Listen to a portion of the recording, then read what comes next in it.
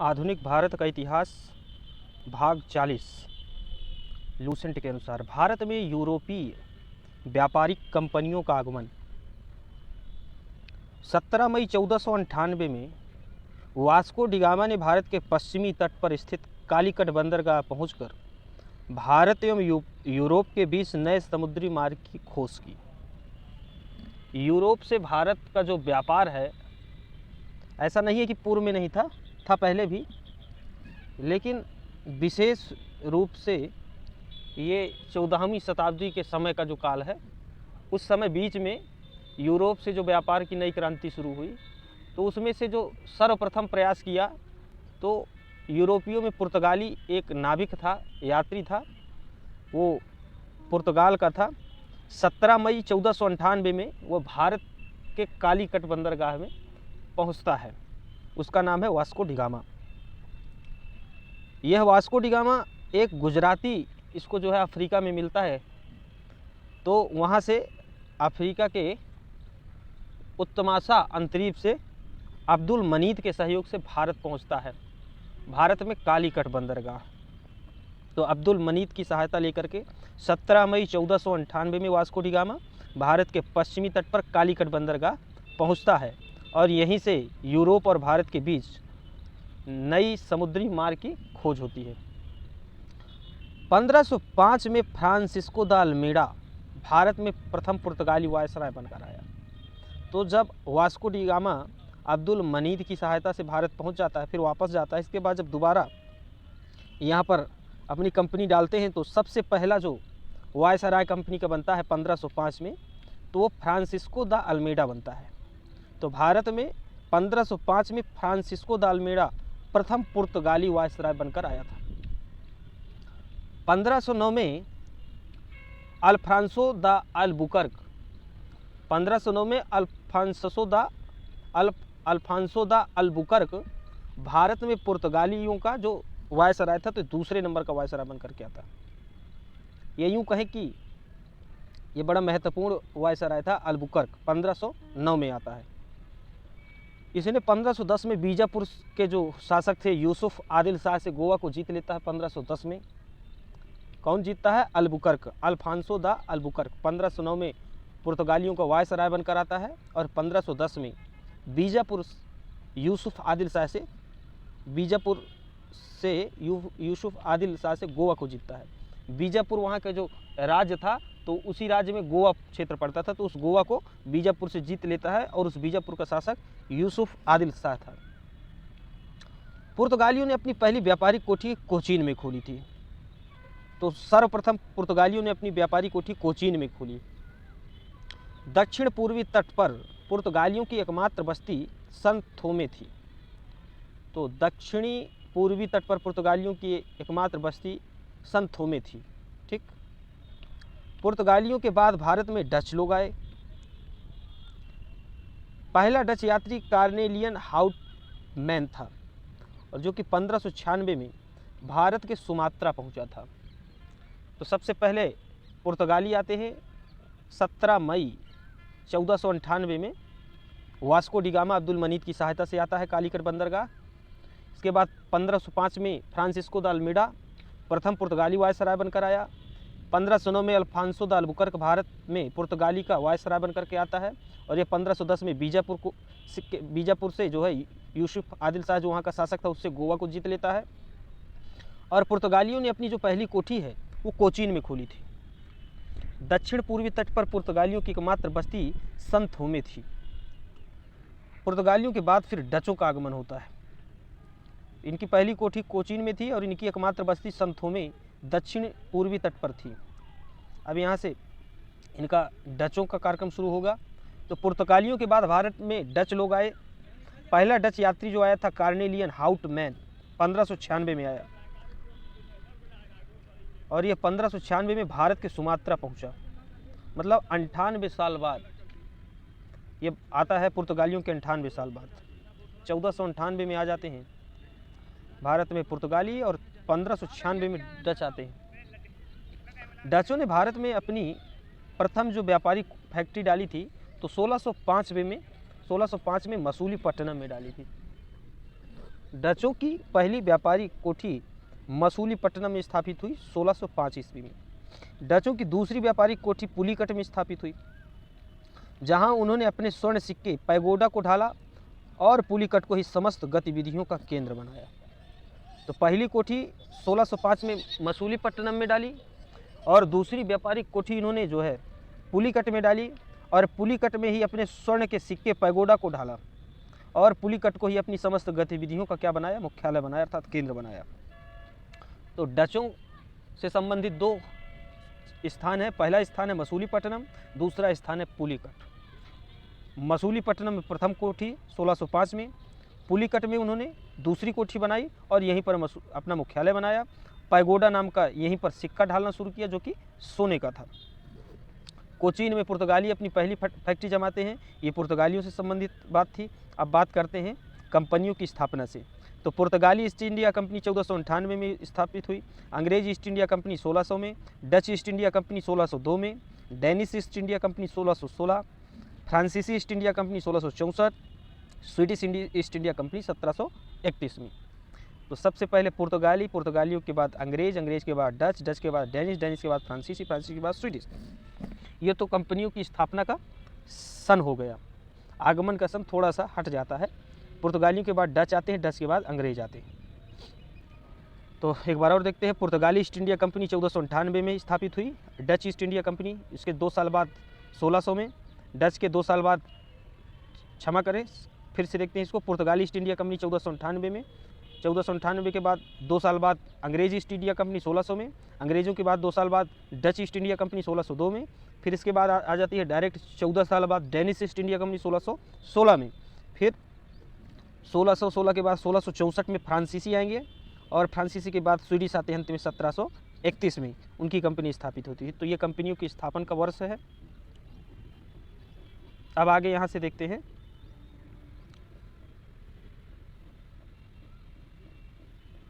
डचों ने भारत में प्रथम बार औद्योगिक वेतनभोगी रखे। डचों ने भारत में पहली बार क्या किया, औद्योगिक वेतनभोगी रखे। तो पहली बार वेतनभोगी जो है डचों ने रखे, ठीक है।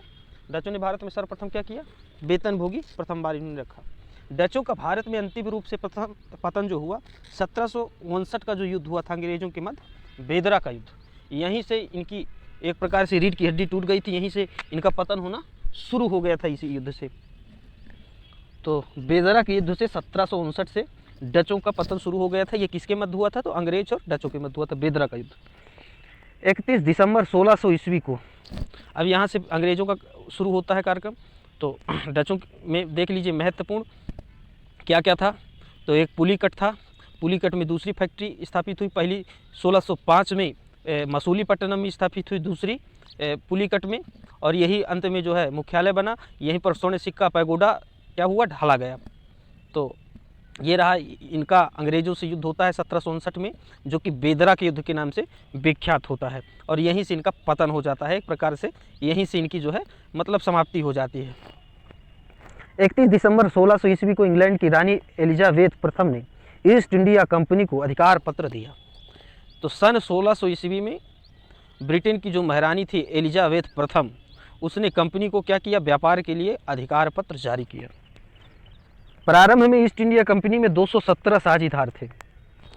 ये जो कंपनी को अधिकार पत्र ब्रिटेन की महारानी एलिजाबेथ प्रथम ने दिया, तो इसमें सबसे पहले 217 सदस्य शामिल थे। इनमें जो सर्वप्रथम गवर्नर बनाया गया तो टॉमस स्मिथ को बनाया गया था। 217 सदस्य थे और टॉमस स्मिथ को इसका पहला गवर्नर नियुक्त किया गया इस कंपनी का।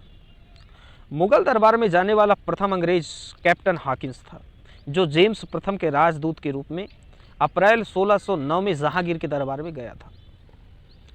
तो सर्वप्रथम मुगल दरबार में जो अंग्रेज गया था तो कैप्टन हॉकिंस था, और 1609 में गया था और जहांगीर के दरबार में गया था।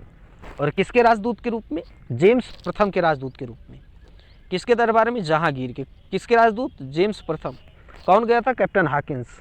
कब गया था, 1609 में। तो 1609 में जेम्स प्रथम के राजदूत के रूप में कैप्टन हॉकिंस जहांगीर के दरबार में गया था, और यह प्रथम अंग्रेज था जो मुगल दरबार में गया था। भारत में आने वाला पहला अंग्रेजी जहाज़ का नाम रेड ड्रैगन था। रेड ड्रैगन वो पहला जहाज़ था जिससे अंग्रेज भारत में आए।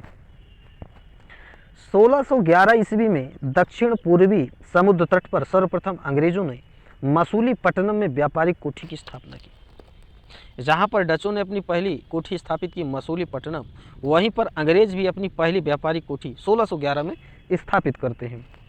जहांगीर ने 1613 में एक फरमान जारी कर अंग्रेजों को सूरत में थॉमस एल्डवर्थ के अधीन व्यापारिक कोठी या फैक्ट्री खोलने की इजाज़त दी।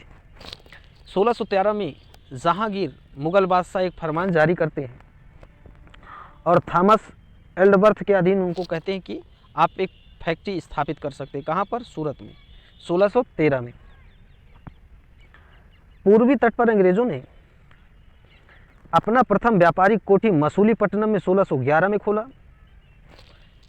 पूर्वी तट पर सर्वप्रथम अंग्रेजों ने 1611 में मसूलीपट्टनम में अपना प्रथम व्यापारिक कोठी खोला, जबकि पश्चिमी तट पर सूरत में 1613 में, 2 साल बाद 1613 में पश्चिमी तट पर व्यापारिक कोठी खोला और 1611 में मसूलीपट्टनम। तो पहली जो कोठी है पूर्वी तट पर मसूलीपट्टनम और दूसरी कोठी है पश्चिमी तट पर 1613 में, 2 साल बाद। पहली बार सूरत में 1608 में व्यापारिक कोठी स्थापित करने का प्रयास किया गया था। क्या हुआ था कि 1608 में इन्होंने सूरत में पहली कोठी डालने का प्रयास किया, लेकिन उसमें रुकावट डाल दी गई थी और इसके बाद फिर इन्होंने मसूलीपट्टनम में 1611 में कोठी खोली और फिर 1613 में वही जो 1608 में कोठी सूरत में खोलना चाह रहे थे तो वहाँ भी अपनी कोठी बना लेते हैं। 1615 ईस्वी में सम्राट जेम्स प्रथम ने सर टॉमस रो को अपना राजदूत बनाकर मुगल सम्राट जहांगीर के दरबार में भेजा। सर टॉमस रो जेम्स प्रथम का राजदूत बनकर के 1615 में जहांगीर के दरबार में जाता है। सर टॉमस रो फरवरी 1619 तक भारत में रहता है। यह 1615 में जहांगीर के दरबार में जाता है। कौन जाता है? टॉमस रो जाता है। और कब तक भारत में? 1619 तक ये रहता है। सर टॉमस रो जहांगीर एवं खुर्रम शाहजहां से अंग्रेजों के लिए कुछ व्यापारिक छूट प्राप्त करने में सफल हुआ था। ये जो टॉमस रो था ये किसका दूत था? जेम्स प्रथम का। एक जेम्स प्रथम का देखिए पहले भी दूत आया था, कैप्टन हॉकिंस। ये देखिए कैप्टन हॉकिंस मुगल दरबार में जाने वाला प्रथम अंग्रेज था और ये भी जहांगीर के दरबार में गया था, लेकिन ये 1609 में गया और ये भी जेम्स प्रथम का दूत था। लेकिन यहाँ जो है यात्री बदल जाता है और राजा दोनों तरफ के वही रहते हैं। जेम्स प्रथम ही इसको भेजता है टॉमस रो को 1615 में और जहांगीर के ही दरबार में भेजता है। टॉमस रो जो है 1615 से लेकर के 1619 तक भारत में रहता है, फरवरी 1619 तक। और यह जहांगीर से प्लस शाहजहां से, जिसको खुर्रम भी कहते हैं, उससे बहुत सारी व्यापारिक छूट ये प्राप्त कर लेता है।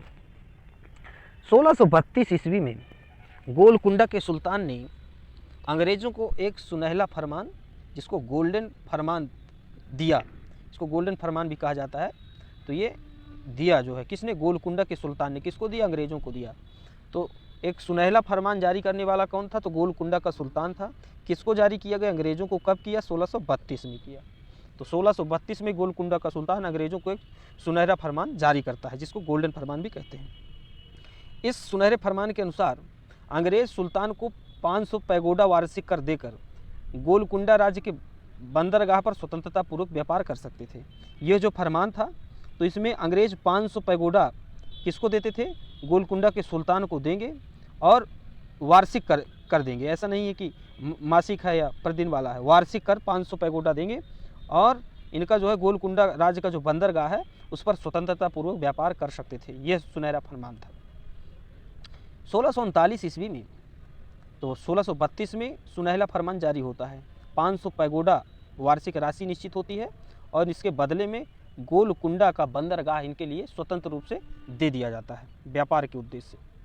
1639 ईस्वी में अंग्रेज फ्रांसिस डे ने चंद्रगिरी के राजा से मद्रास पट्टे पर लिया एवं वहीं एक किला बंद कोठी का निर्माण किया।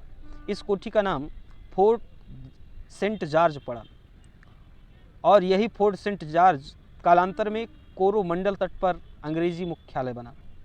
बड़ा महत्वपूर्ण है। 1639 में एक अंग्रेज जिसका नाम था फ्रांसिस डे, इस फ्रांसिस डे ने चंद्रगिरी का राजा जो था उससे इसने मद्रास को पट्टे में लिया और वहीं पर एक किलाबंद कोठी का निर्माण शुरू कर दिया। उस कोठी का नाम दिया गया फोर्ट सेंट जॉर्ज। कहाँ पर? मद्रास में। और यही जो फोर्ट सेंट जॉर्ज है बाद में अंग्रेजों का कोरोमंडल तट पर मुख्यालय बाद में क्या हुआ? बना। तो मद्रास में सेंट फोर्ट जॉर्ज मुख्यालय जो है कहाँ पर बना? कोरोमंडल तट पर 1639 में बना। तो एक बार और देखते हैं। फ्रांसिस नाम का अंग्रेज 1639 में चंद्रगिरी के राजा से मद्रास को पट्टे में लेता है और वहाँ की ज़मीन को क्या करता है? किलाबंदी करना शुरू कर देता है और उस किले बंदी कोठी का नाम देते हैं फोर्ट सेंट जॉर्ज। और बाद में यही फोर्ट सेंट जॉर्ज जो है मद्रास मुख्यालय के रूप में परिणित हो जाता है। तो ये मद्रास प्रेसिडेंसी का मुख्यालय यहीं रहता है। 1661 में पुर्तगाली राजकुमारी कैथरीन ऑफ ब्रेगेंजा एवं ब्रिटेन के राजकुमार चार्ल्स द्वितीय का विवाह हो जाता है। पुर्तगाल की जो राजकुमारी है, राजा की बहन थी ये कैथरीन ऑफ ब्रेगेंजा। कैथरीन जो है वहाँ के राजकुमार की बहन थी और ब्रिटेन का राजकुमार था। ठीक, तो दोनों की शादी हो जाती है। ब्रिटेन के राजकुमार का क्या नाम था? चार्ल्स द्वितीय। और ये कैथरीन थी, कैथरीन ऑफ ब्रेगेंजा पुर्तगाल की राजकुमारी थी। 1661 में इन दोनों का विवाह हो जाता है। और जब विवाह हो जाता है तो इसी अवसर पर दहेज के रूप में पुर्तगालियों ने चार्ल्स द्वितीय को, जो कि ब्रिटेन का राजा होता है, उसको बम्बई दे दिया जाता है। तो भारत देश की जो भूभाग है बम्बई, जिसमें उस समय पुर्तगालियों का कब्जा होता है, तो वो अपने यहाँ की जो राजकुमारी है, राजा की बहन कैथरीन, उसका और चार्ल्स द्वितीय का विवाह होता है, तो मुंबई को दहेज के रूप में दे दिया जाता है 1661 में। 1668 में चार्ल्स द्वितीय ने बम्बई को 10 पाउंड के वार्षिक किराए पर ईस्ट इंडिया कंपनी को दे दिया। चार्ल्स द्वितीय जो ब्रिटेन का राजा है, जिसको बम्बई 1661 में मिली थी, तो 1668 में 10 पाउंड किराया लेता है और ईस्ट इंडिया कंपनी को व्यापार करने के लिए दे देता है, वार्षिक 10 पाउंड में। 1687 में अंग्रेजों ने पश्चिमी तट पर मुख्यालय सूरत से हटाकर बम्बई को बनाया। 1687 में क्या होता है कि अंग्रेज जो कि अपनी कोठी सूरत में भी बनाए थे पश्चिमी तट में, तो वहाँ से अपना मुख्यालय हटाते हैं और बम्बई को क्या करते हैं, जो इनको दहेज के रूप में मिला था, उसी बम्बई में अपना क्या करते हैं, पश्चिमी मुख्यालय बनाते हैं। तो एक मुख्यालय मद्रास में, दूसरा बम्बई में मुख्यालय एक प्रकार से इनका हो जाता है 1687 में। ठीक, तो पश्चिम में बम्बई में मुख्यालय कब स्थापित हुआ? 1687 में अंग्रेजों द्वारा। गेराल्ड ऑन्गियर 1669 से 1677 ईस्वी सूरत का प्रेसिडेंट एवं बम्बई का गवर्नर ने बम्बई शहर की स्थापना की। तो बम्बई शहर की स्थापना किसने की? गेराल्ड ऑन्गियर ने। ये सूरत का प्रेसिडेंट मुंबई का गवर्नर, सूरत का प्रेसिडेंट एवं बम्बई का गवर्नर था। तो ये जो है बम्बई का क्या था? गवर्नर था। और इसी ने क्या किया? बम्बई शहर की स्थापना किया था। किसने? गेराल्ड ऑन्गियर ने। तो बस यही महत्वपूर्ण है कि गेराल्ड ऑन्गियर ने बम्बई शहर की स्थापना की। ये क्या था? सूरत का प्रेसिडेंट था उस समय, और 1669 से 1677 के मध्य। अब यहाँ से मद्रास हो गया। मद्रास में फोर्ट की स्थापना हुई, फोर्ट सेंट जॉर्ज 1639 में हो जाती है। 1639 के बाद 1687 में जो है बम्बई को मुख्यालय बना दिया जाता है। अब आएंगे लोग बंगाल की तरफ। बंगाल का जो शासक है शाह शुजा, इसने सर्वप्रथम 1651 ईस्वी में अंग्रेज़ों को व्यापारिक छूट की अनुमति प्रदान की। तो ये बंगाल में सबसे पहले शाह शुजा ने 1651 में अंग्रेज़ों को व्यापारिक छूट दी। इसी अनुमति को निशान कहते हैं। तो सबसे पहले बंगाल में अंग्रेज़ों को व्यापारिक अनुमति शाह शुजा ने प्रदान की और इसी को निशान कहा गया। 1698 ईस्वी में अंग्रेजी ईस्ट इंडिया कंपनी ने 3 गांव सूतानुती, कालीकट एवं गोविंदपुर की जमींदारी 1200 रुपये भुगतान कर प्राप्त की और यहाँ पर फोर्ट विलियम का निर्माण किया। तो 1698 में अंग्रेज ईस्ट इंडिया कंपनी ने 3 गांव लिया, सूतानुती, कालीकट एवं गोविंदपुर, और यहाँ की ज़मीन को जो है जमींदारी के रूप में लिया 1200 रुपये भुगतान करके, और यहीं पर फोर्ट विलियम का निर्माण किया। तो ये फोर्ट विलियम है और ये Saint George, Fort Saint George है। सेंट जॉर्ज और फोर्ट विलियम।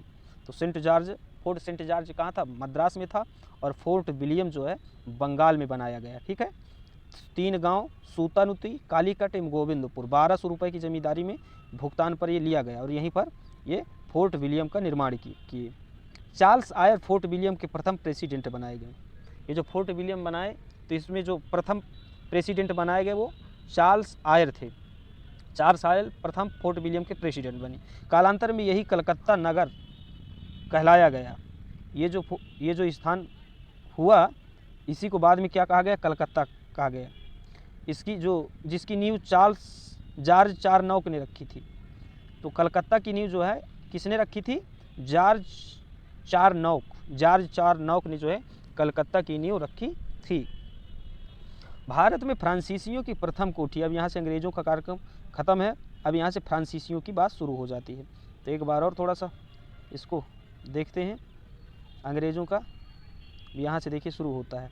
मुगल दरबार में सर्वप्रथम कैप्टन हाकिंस आता है जेम्स प्रथम का राजदूत बनकर के 1609 में, और भारत आने वाला प्रथम जो है अंग्रेज है रेड ड्रैगन जहाज का नाम रहता है। 1611 में समुद्र तट पर सबसे प्रथम दक्षिण पूर्व में मसूलीपट्टनम में व्यापारी कोठी डाली। 1613 में इन्होंने जो है 1613 में जहांगीर ने एक फरमान जारी किया, जिसके तहत जो है थॉमस एडवर्ड के अधीन व्यापारी कोठी खोलने की अनुमति मिली। कहाँ पर, सूरत में। पूर्वी तट पर अंग्रेजों ने अपना जो है पहला व्यापारी कोठी मसूलीपट्टनम 1611 में खोला, जबकि पश्चिमी तट पर 1613 में। पहली बार सूरत में 1608 में व्यापारी कोठी स्थापित करने का प्रयास किया गया था। 1615 में सम्राट जेम्स प्रथम ने सर टॉमस रो को अपना राजदूत बनाकर के मुगल सम्राट जहांगीर के राज दरबार में भेजा था। टॉमस रो फरवरी 1619 तक भारत में रहा।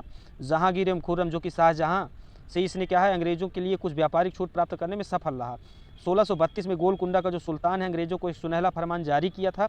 इस फरमान में अंग्रेज सुल्तान को 500 पैगोडा वार्षिक कर दे करके गोलकुंडा राज्य का जो बंदरगाह था उसमें स्वतंत्र रूप से व्यापार कर सकते थे। 1639 में अंग्रेज जिसका नाम था फ्रांसिस डे, इसने चंद्रगिरी के राजा से मद्रास को पट्टे पर लिया और वहीं एक किलाबंद कोठी का निर्माण किया। इसी का नाम जो है फोर्ट सेंट जॉर्ज पड़ा, और ये फोर्ट सेंट जॉर्ज कालांतर में कोरोमंडल तट पर अंग्रेजी मुख्यालय बना। 1661 में पुर्तगाली राजकुमारी जिसका नाम कैथरीन ऑफ ब्रेगेंजा था, उसका और ब्रिटेन के राजकुमार चार्ल्स द्वितीय का विवाह हुआ। इस विवाह के अवसर पर बम्बई जो है चार्ल्स द्वितीय को दहेज के रूप में दिया गया। 1668 में चार्ल्स द्वितीय ने 61 के बाद 68 में इसने दे दिया बम्बई को 10 पाउंड के वार्षिक किराए पर ईस्ट इंडिया कंपनी को। फिर 87 में अंग्रेजों ने पश्चिमी तट पर मुख्यालय जो है सूरत से हटाकर बम्बई को बनाया। तो सर्वप्रथम बम्बई 1687 में मुख्यालय बना। गेराल्ड औंगियर ने क्या किया था, बम्बई की स्थापना किया था 1669 से 1677 के बीच में। ये सूरत का प्रेसिडेंट था और बाद में बम्बई का गवर्नर भी बना। बंगाल के शासक जो कि शाह शुजा था, उसने 1651 में सर्वप्रथम अंग्रेजों को व्यापारिक छूट प्रदान की थी। इस अनुमति को निशान कहते हैं। 1698 में अंग्रेजी ईस्ट इंडिया कंपनी 3 गांव सूतानुती, कालीकट एवं गोविंदपुर की जमींदारी 1200 रुपये भुगतान करके प्राप्त की, और ये फोर्ट विलियम का यहाँ पर इन्होंने क्या किया, निर्माण किया। सूतानुती, कालीकट एवं गोविंदपुर 1200 रुपये की जमींदारी में, और यहीं पर फोर्ट विलियम बसाया कालांतर में। और चार्ल्स आयर जो है फोर्ट विलियम के प्रथम प्रेसिडेंट बने। कालांतर में यही कोलकाता नगर कहलाया, और जिसकी नींव जो है जॉर्ज चारनॉक ने रखी। तो जॉर्ज चारनॉक कलकत्ता की नींव रखने वाले थे। भारत में फ्रांसीसियों की प्रथम कोठी, अब यहाँ से फ्रांसीसी शुरू हो जाता है। भारत में प्रथम फ्रांसीसियों की कोठी जो बनी तो फ्रैंको कैरो के द्वारा सूरत में स्थापित की गई थी। और कब, 1668 में। तो 1668 में फ्रैंको कैरो के द्वारा सूरत में स्थापित की गई थी। तो फ्रांसीसियों की पहली कोठी कहाँ बनी, सूरत में बनी। और कहाँ पर, किसके द्वारा बनी, तो फ्रैंको कैरो के द्वारा। कब बनी, 1668 में बनी। 1674 में फ्रांसीसी कंपनी के निदेशक फ्रैंकिस मार्टिन ने वालीकोंडापुर के सूबेदार शेर खां लोदी से पुदुचेरी नामक एक गांव प्राप्त किया, जो कालांतर में पांडिचेरी के नाम से जाना गया।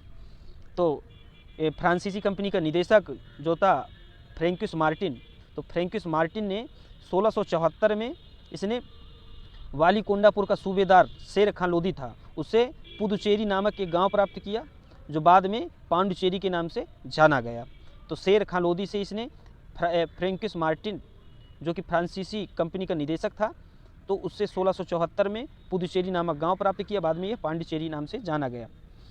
अब देखिए, प्रथम कर्नाटक युद्ध 1746 से लेकर के 48 में ऑस्ट्रिया के उत्तराधिकार युग से प्रभावित था। जो प्रथम कर्नाटक युद्ध हुआ था तो 1746 से 48 के मध्य लड़ा गया था, और ये युद्ध प्रभावित था किससे, ऑस्ट्रिया के उत्तराधिकार युद्ध से। 1748 में हुई एला सापल की संधि के द्वारा ऑस्ट्रिया का उत्तराधिकार युद्ध समाप्त हो गया, और इसी संधि के तहत प्रथम कर्नाटक युद्ध भी समाप्त हुआ। तो प्रथम कर्नाटक युद्ध किस संधि के तहत समाप्त हुआ, एला सापल की संधि के द्वारा, और यह युद्ध ऑस्ट्रिया का जो उत्तराधिकार था उससे संबंधित था। तो प्रथम कर्नाटक युद्ध 1746 से 48 में लड़ा गया और यह 48 में समाप्त हुआ एला सापल की संधि के बाद, और ऑस्ट्रिया के उत्तराधिकार से संबंधित ये युद्ध था। अब देखिए कर्नाटक का जो दूसरा युद्ध लड़ा गया 1749 से 54 के बीच में, इस युद्ध में फ्रांसीसी गवर्नर डुप्ले की हार हुई थी। फ्रांसीसी गवर्नर जो डुप्ले था उसकी हार हुई थी द्वितीय कर्नाटक युद्ध में 1749 से 1754 के बीच में लड़ा गया, और उसे क्या किया गया, वापस बुला लिया गया जब वो हार गया, और उसकी जगह पर गोडेहू को भारत में अगला फ्रांसीसी गवर्नर बनाया गया। पांडिचेरी की संधि कब हुई थी, 1755 में। पांडिचेरी की संधि के साथ ही इस युद्ध का विराम हुआ जो दूसरा कर्नाटक युद्ध लड़ा गया था। तो पांडिचेरी की संधि किस युद्ध से संबंधित है, दूसरा कर्नाटक युद्ध। ये फ्रांसीसी और अंग्रेजों के बीच लड़ा गया 1749 से लेकर 1754 पर, और इसका परिणाम क्या निकला कि डुप्ले की हार हुई, जो फ्रांसीसी गवर्नर था उसको हटा करके गोहेडू जो कि फ्रांसीसी गवर्नर बैठाया गया।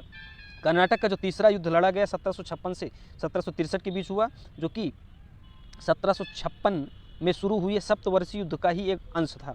ये जो युद्ध लड़ा गया कितने वर्ष तक चला, 7 वर्ष तक, ठीक है ना। और पेरिस की संधि होने पर यह युद्ध समाप्त हुआ।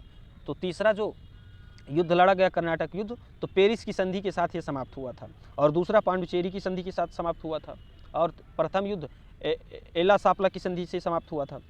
तो एला सापला प्रथम युद्ध समाप्त हुआ 48 में, 1748 में।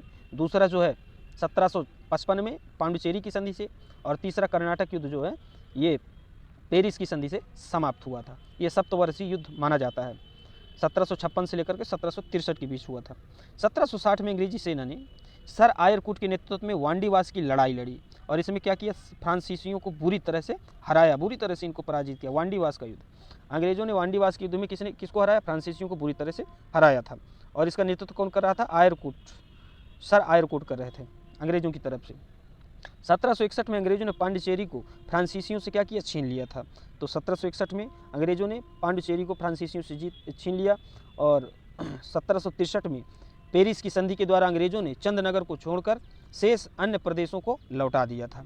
तो तीसरा जो कर्नाटक युद्ध हुआ था तो उसकी जो संधि हुई थी, तो कौन सी संधि हुई थी, पेरिस की संधि, और उसी पेरिस की संधि के तहत अंग्रेजों ने चंदनगर को छोड़ करके बाकी जितने जीते हुए प्रदेश थे सबको लौटा दिया था। 1749 ईस्वी तक फ्रांसीसी कब्जे में ये थे, ये प्रदेश भारत की आज़ादी तक फ्रांसीसियों के कब्जे में रहे। अच्छा, ये जो अंग्रेजों ने जीते हुए प्रदेशों को वापस किया था पेरिस की संधि से, तो ये क्या हुआ था कि ये भारत जब तक आज़ाद नहीं हुआ था तब तक ये फ्रांसीसियों के कब्जे में ये बने रहे थे। तो यहाँ से ये चैप्टर ख़त्म होता है।